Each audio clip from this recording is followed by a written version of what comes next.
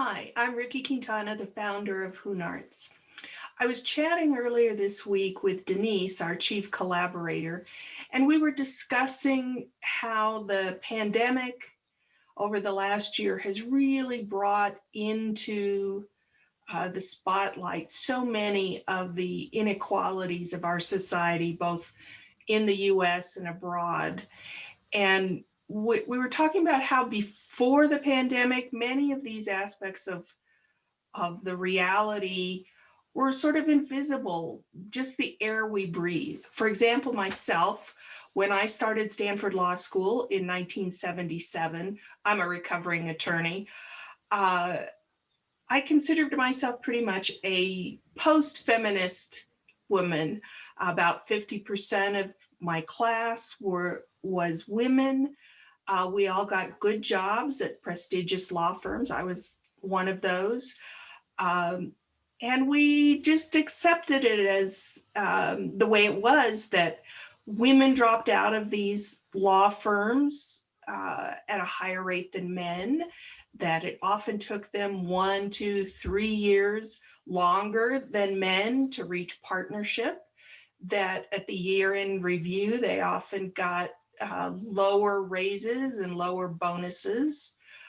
And none of us really had that fabled mentor who would help guide our career, introduce us and promote us to more senior people in the firm, people in the community,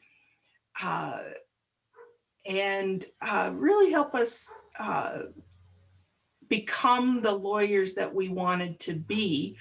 And we didn't really miss those mentors because for the most part, we hadn't had them ever before. Generally, we worked really hard and we just considered ourselves grateful for the opportunities that our moms and the women who went before us didn't have. And when I came to New Mexico,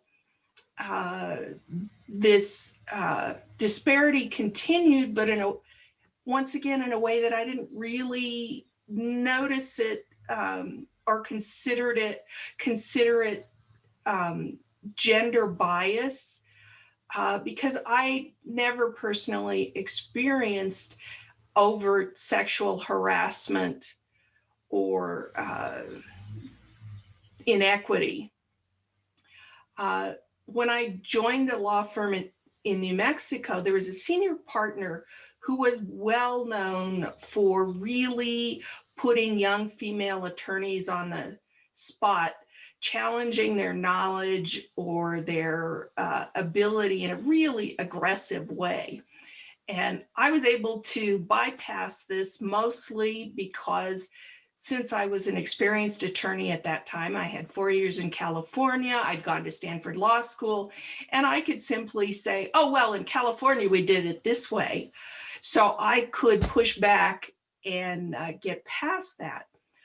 But in all these cases, it never occurred to me or to my fellow women attorneys that we should challenge that behavior, call it out, because there was too much risk. If we didn't have the ability at that point to challenge power, you just don't rock the boat.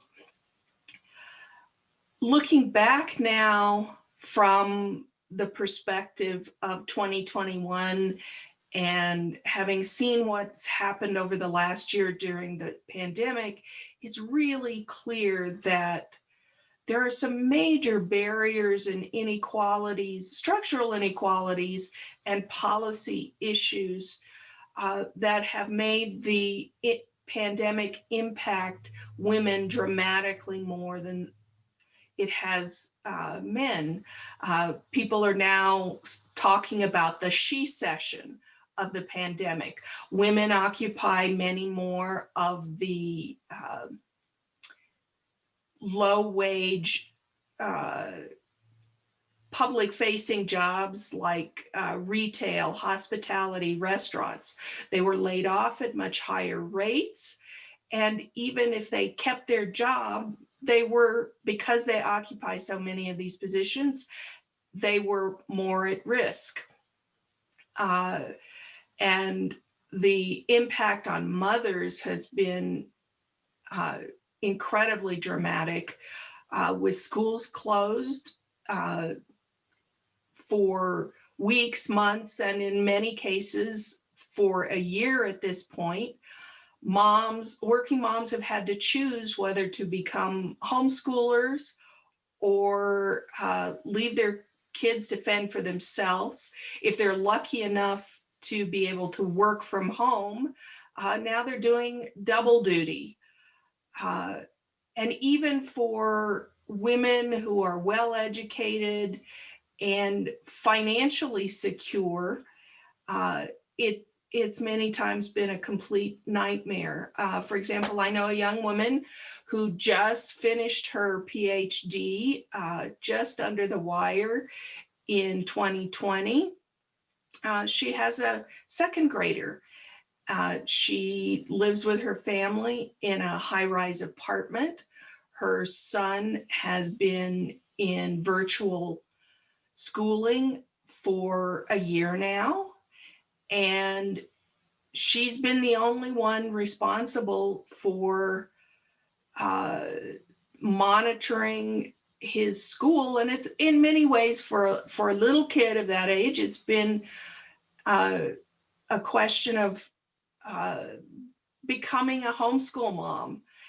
At the same time, she's been trying to look for a job, but at this point, she can't, even if she gets an offer, she can't accept a full-time job because who would monitor her son and the schooling situation? And the uncertainty has just been, it continues. So the time has come now in 2021 that, with so much of this now being visible and in the spotlight, for society as a whole to take note of it and challenge it and insist on the societal changes and individual changes that make life so difficult for women both here and around the world. So it's entirely appropriate that the theme for the 2021 International Women's Day is Choose to Challenge. And in the fair trade community, we're participating in a worldwide social media challenge, Choose to Challenge. Interestingly, 74% of the livelihoods impacted by fair trade enterprises are women. In HoonArts' case, 79% of our artisans are women. So I invite you to join our social media challenge for International Women's Day, which happens next Monday, March 8th. But more importantly, beyond the social media challenge, you can find out more about that below.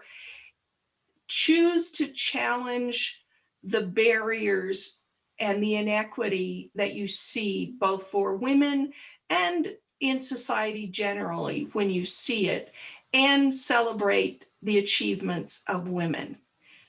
Don't let the invisible fade back into invisibility. You can make a difference.